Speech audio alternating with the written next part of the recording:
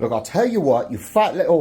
What up, thoughts? DenDenBMX here, and this one video is part 2 of a series where I compare my 3 EC-1000s to each other.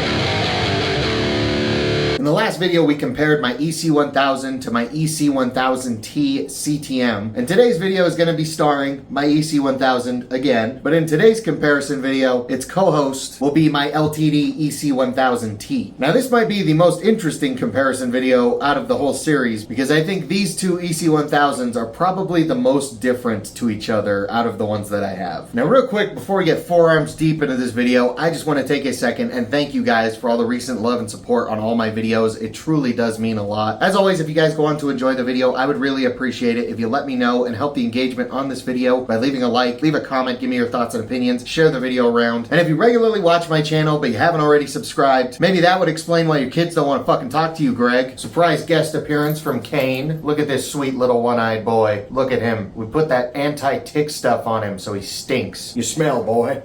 Oh, thank you. I'm going to be smelling a fish fart for the rest of this video now. Anywho, what I was saying is we are on the road to 17,000 subscribers, and any help towards that endeavor is greatly appreciated. But I'm done being a tool for now. Normally, I would agree with the statement that comparison is the thief of joy. But today, my reply to that is... Shut up, bitch! So without further ado, I think we should start off with Veronica. She is a 2012 vintage black EC-1000. This particular LTD was made in Korea. Now, if you watch my last videos or any of my other videos with this guitar, you probably already know the specs and the story of why it's called Veronica. The gist of the story is that my grandma was named Veronica, and she bought me this guitar for my birthday the year that she died of cancer. It is a bit of a sad story, but I'm not trying to bog this video down, which is why I'm trying to get through that real quick. This guitar is made out of a mahogany body and a mahogany neck with a Makassar ebony fingerboard. Now, this is a standard EC-1000, and the standard EC-1000s are not the traditional full thickness of your standard Les Paul or single cut guitar. It's a bit thinner, it has a belly cut, and now the base EC-1000 does have visual similarities to a Les Paul Custom. However, again, it's not full thickness, and it also does not have binding on the back. This guitar uses LTD locking tuners. It has 24 extra jumbo frets on it. The neck shape is ESP LTD's Thin U neck shape, which is the best neck shape, in my opinion. This guitar uses a Tone Pros locking Tune-o-matic stop bar bridge and tailpiece. And now stock, the vintage black EC-1000 either comes with Seymour Duncans or comes with EMG 8160s. Mine came with the EMG 8160 set, but as of the beginning of this year, I have swapped that out for the EMG headset. I have a video comparing the headset to the 8160s in this guitar if you guys want to go check that out. But that is the specs of the EC-1000. Moving on to my 2019 ESP LTD EC-1000T. Now, this guitar is named Diora. Why is it named Diora? Well, my first dog was named Diora. That's right, I named her after a car.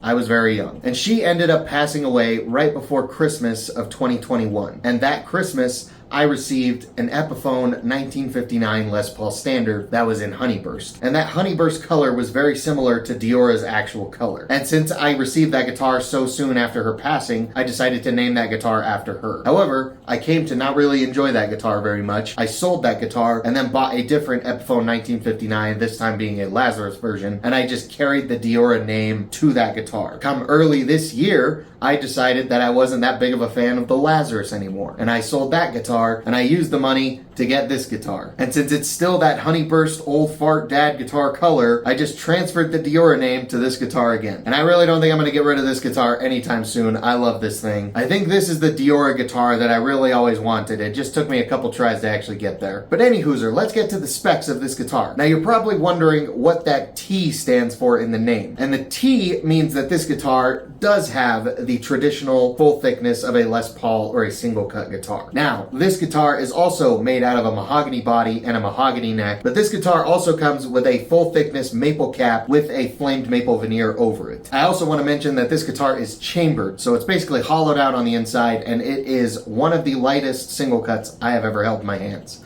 and I quite like it. Now, this guitar also has ESP LTD's locking tuners, which work very well. This guitar also has a Makassar ebony fingerboard. Instead of having 24 frets, this guitar only has 22 frets, but they are still those extra jumbo big railroad tracks. Now, this guitar also has ESP LTD's thin U neck shape, but I think this thin U is a little bit thinner. I think out of all three of my EC-1000s, this is the thinnest neck. I think that just comes down to who sanded the actual neck, and I think they just sanded this one a little bit thinner. Now, I forgot to mention this on my base EC-1000. This is a 2012 model, and it's before they started really carving out the neck heel joint right here. So my EC-1000 just has the standard block joint, but it's not that big of a deal because this isn't a full thickness single cut guitar, so it still has really good upper fret access. However, on the more recently manufactured EC-1000s, they now carve the back of the neck heel joint to where it's a real nice smooth transition, and it provides very, very good upper fret access, especially for these full thickness models. If there was just that block joint right here, it'd be quite a bit harder to actually reach these upper frets. The EC-1000T also comes with Tone Pro's locking Tune-o-matic stop bar bridge and tailpiece, but instead of coming with EMGs, this guitar comes with Fishman Fluence Open Core Classics, which just might be my favorite set of pickups because it's like 3 pickups in one. Now, this guitar was made in Indonesia, which is the other place where the higher end LTDs are made. Now, we're going to play these things here in a second, but real quick, I just want to point out that we are comparing a lot of different things here in this video. We're comparing an Indonesian-made EC-1000 to a Korean-made EC-1000. We're testing a full-thickness EC-1000 to a more standard-sized EC-1000. We're comparing a guitar that looks like a Les Paul Custom to a guitar that looks like a Les Paul Standard. We're comparing EMGs to Fishmans, chambered versus unchambered. There's a lot of stuff we're going to be looking at, and I'm not too sure which one I'm going to clickbait. But I think we've done plenty of talking. Let's start the playing demo. Okay. All right, thotty pants. For the comparison, we're going to be plugging both of these guitars into my Neural DSP plugins. And just like the last video, we're going to start off on a bit of a lower gain tone. That way, when we get to Diora, you'll be able to hear the 3 voicings a lot better, because once we get into the higher gain stuff, it's a little bit harder to tell the differences between the voicings. But on the lower gain and the clean tones, you can really hear the difference, so we'll start with that. We're going to start playing Veronica, and then we're going to plug in Diora, and then you'll hear all 3 of the voicings. Without further ado, let us start recording, and this is what Veronica sounds like.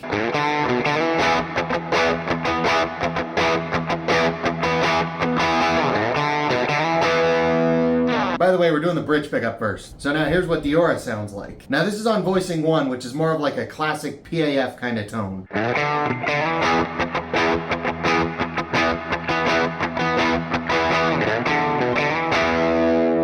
Now let's go to voice 2, which is like a hot rodded, hotter passive pickup.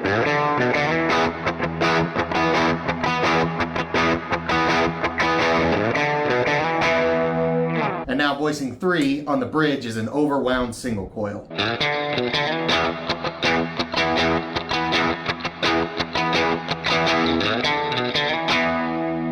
Alright, we're back to Veronica. We're going to switch to the neck pickup, and I put it on a little bit more aggressive, unhinged sounding lower gain tone. It's got a bit of like fuzz and spank on it.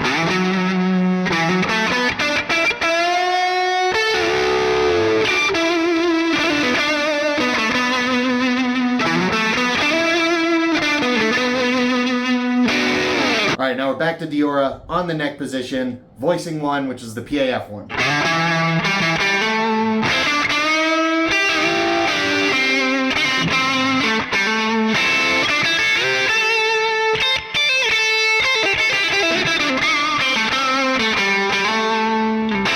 Now voicing 2 on the neck, I believe, is the clean, airy chime voicing.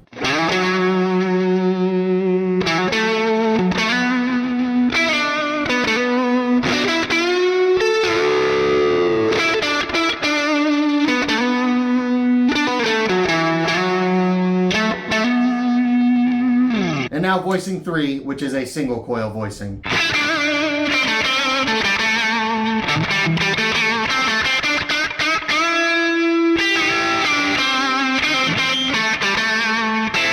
Alright, now it's a little bit more of like a crunch amp, so it's like hard rock, getting into metal kind of tones.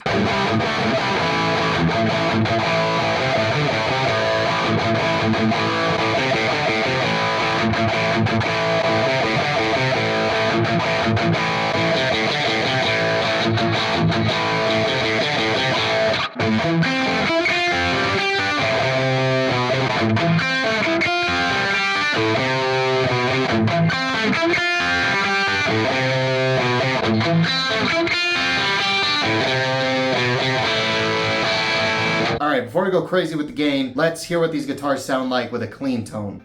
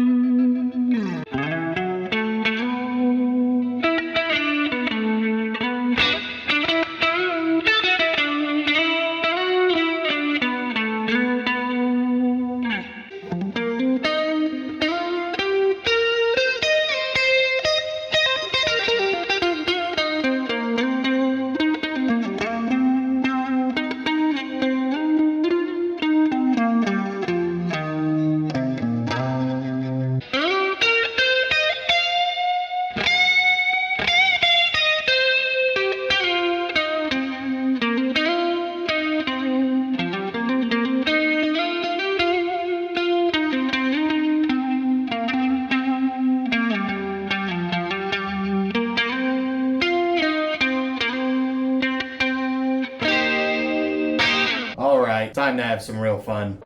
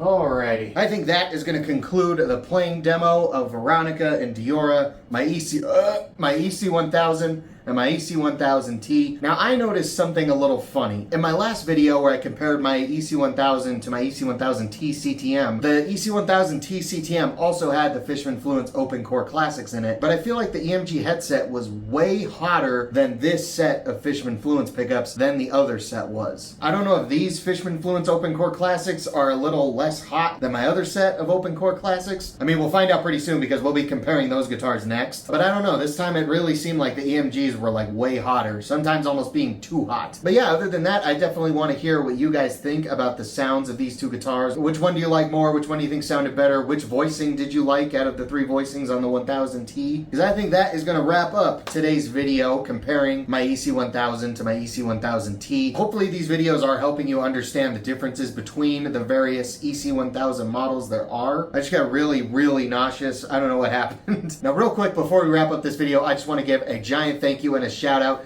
to Cosmic Steez, A Horse Running, Yana Kaminsky, Jet, and Solaire Flare. Those are the 5 current channel members, and their support really does mean a lot. If you guys want to join them, get a shout out in my longer videos, and just help support the channel in a bigger way, you can go down there and click the join button. Tiers start as low as $3. But if you don't want to join a membership, there's also that super thanks button down there that's like a little tip jar if you want it to just be like a one-time thing. But regardless, I really hope you guys enjoyed. Thank you so much for watching, especially if you made it this far. If you did enjoy, once again, let me know and help the engagement on this video by leaving a like, leave a comment, give me your thoughts and opinions, share the video around. Make sure you're subscribed if you haven't already. We are on the road to 17,000. You can follow me on Instagram and on Threads at DenDenBMX. But I'm done being a tool. Thank you guys once again so much for watching. I'll see you guys next time.